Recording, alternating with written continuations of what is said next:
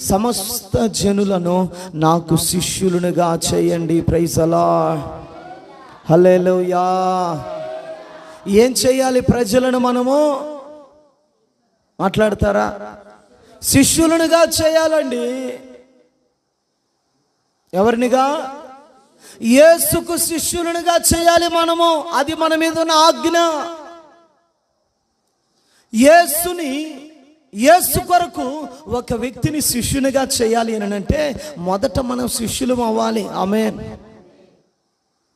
మొదట మనము శిష్యులం అవ్వాలి. శిష్యులకు ఉన్నటువంటి లక్షణం ఏమిటంటే సమస్తాన్ని విడిచిపెట్టిన వారముగా ఉండాలి, సమస్తాన్ని పరిత్యజించిన వారముగా ఉండాలి, సమస్తాన్ని విడిచిపెట్టి వదులుకున్న వారముగా ఉండాలి. ప్రాణమును సహా ద్వేషింపకుంటే నాకు శిష్యుడు కానేరడు అని వాక్యం అంటది. అనుదినము నా